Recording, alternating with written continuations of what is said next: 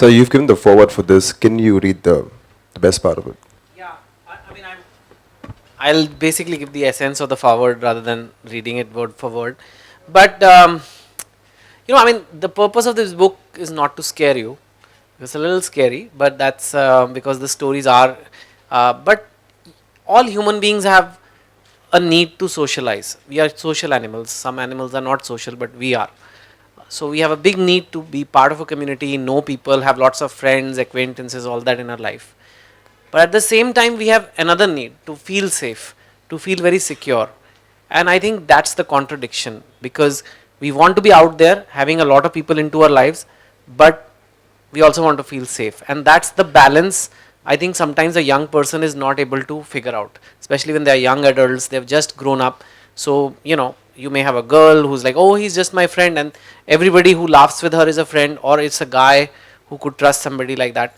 But balancing that safety versus the need to socialize, that's the essence of where the aim is to make sure youngsters try to make the right call. The signs are always there, and that's what it's all about. So that's, I think, when I saw the show and also the stories, it was this only. Mostly it was people who did the crime who and it's just a case of why they trusted them. And I think you have to learn to be careful on who you give your trust to. You can't trust anyone and everyone in life. You should trust, but it doesn't mean trust no one. I would not say trust no one, but that balance, that ability, everybody needs to have. And these days with technology, it's getting even worse, because people can intrude into your lives through WhatsApp, through Facebook, everything, and before you know it, you feel that they are in your life, and you feel like you know them, you feel like you can trust them, but maybe not. There was a case recently in the papers I saw. 19 days a girl had known a guy in Bangalore, and a proper, like, she worked in a software company, the guy also worked in software. He came and he murdered her and left, and it was just bizarre. And otherwise, without Facebook, this would have not happened. But it's here to stay. These technologies are here to stay, so we have to learn to how to manage them. It doesn't mean that someone presses a like on your picture, they like you, or they can be trusted. It can be very different. And also, I think we have to keep in mind, especially as women, especially as young women, especially women who are going out to work, out to study.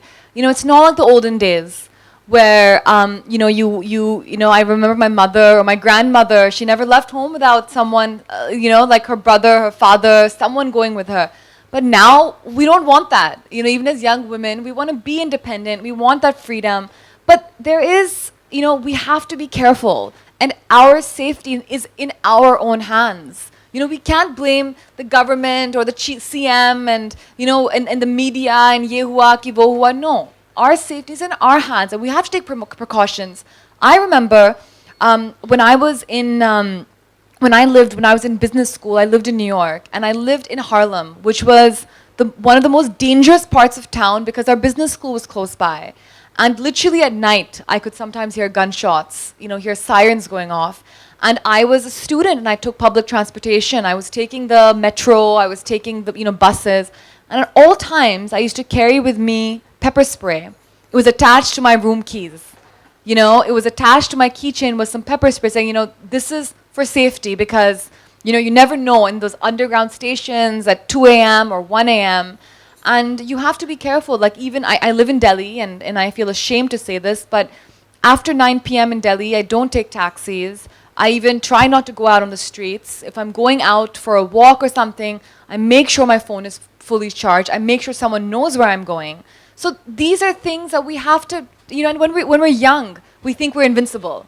We really think that nothing or no one can harm us. But it just takes one incident. It takes one fraction of a second for a crime to happen. So I really think, especially as young women, we have to protect first and foremost ourselves. And that is the message that this book is trying to impart.